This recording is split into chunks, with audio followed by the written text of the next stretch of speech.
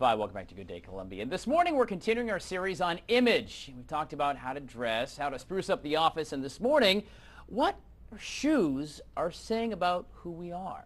Indeed, from the Southern Institute of Etiquette and Protocol. Gerald Glascock and KAcie Ingram, good morning to you both. Good morning.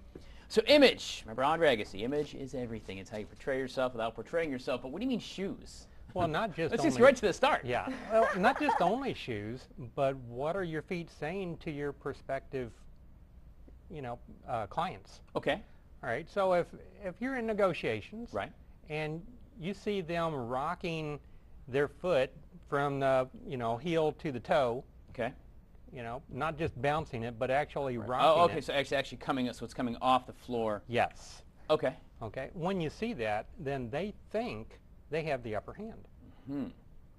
Or they have their foot crossed, and you see them, shaking their foot. Right. Then they think they have the upper hand. Is there anything to the fact that some guys will sit like this? Yes. And then some guys will sit like this? Yes. Is that just a comfort thing, or is there something to that? Well, there is something to it. When people sit like this, which is comfortable for a tremendous amount of people, then this is, I am portraying that I have a little bit more confidence. Okay. My ego's a little bit better. Whereas when they sit like this, where's their foot pointed? Because if it's pointed this way, then they're a little apprehensive about what's going on. Right. If it's pointed towards you, then they feel pretty comfortable. Okay. So that'll go with women as well when they have their legs crossed. Which Sure. way do they have not just their leg crossed, but which way do they have their foot pointed? Now, KAcie, so if somebody's feeling kind of confident, they're rocking their foot. That gives you kind of a little competitive advantage. If you think they're feeling pretty good, you might be able to knock them down a peg without them realizing you know it. Absolutely. Right. Absolutely. But I did want to get back to the shoes that we brought up earlier. Yes. Yes. Let's talk about this. True that women? Is it true that women look at guys' shoes?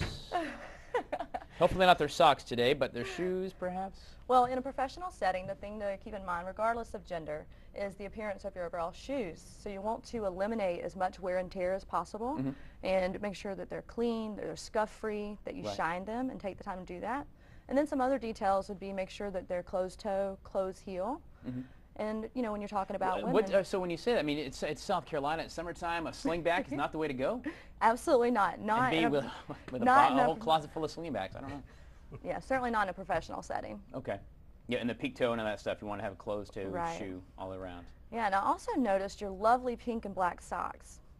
So one thing I wanted to point out about that, when it comes to socks or for women, hose, it's important that those coordinate with your outfit and they don't draw attention away from your overall suit or professional dress in a professional setting. Well, in my own defense, I will tell you that later on today I have to host a breast cancer luncheon, and so I'm going to switch to a pink tie, which will in fact match my pink socks. That's perfect. So there.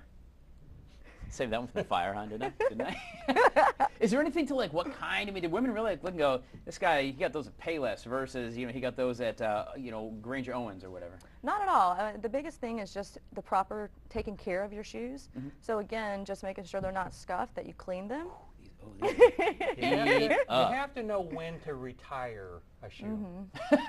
Wait to say about the pasture. When enough is enough. All right, all right. And that same thing that goes, what about, is there anything to, especially for females, heel? Is there kind of a general rule for professionalism, how much heel you want to have? I mean, obviously you don't walk in with the stripper ones, you know what I'm saying, though, the 12-inch stilettos. Exactly. You don't want to give off that impression. Right. So ideally 1 to 3 inches would be perfect. Even flats aren't necessarily the most appropriate in a professional setting. Really? Okay. Is it just too comfortable? Well, it gives off more confidence and more power whenever you have a little bit of a heel, but you don't want to be teetering on your heels either. Okay. All right, so there we go. So be looking for that rock. There you go. Be looking where the shoe is pointed and how they sit. Frankly, this is not very comfortable to sit like this anyway. I don't know how people do it. It's just not very comfortable, so I will sit. Good to go. I like it. Gerald Glascock and Miss KAcie Ingram, the Southern Institute of Etiquette and Protocol, thanks for coming in this morning. What your shoes are saying about you. Good stuff. Appreciate them. And we got a lot more Good Day Columbia on the way. In fact, we're going to be talking about gas prices. They're on the level. And what about trophies? Is it true that everyone's a winner? Not in Texas. So stay with us.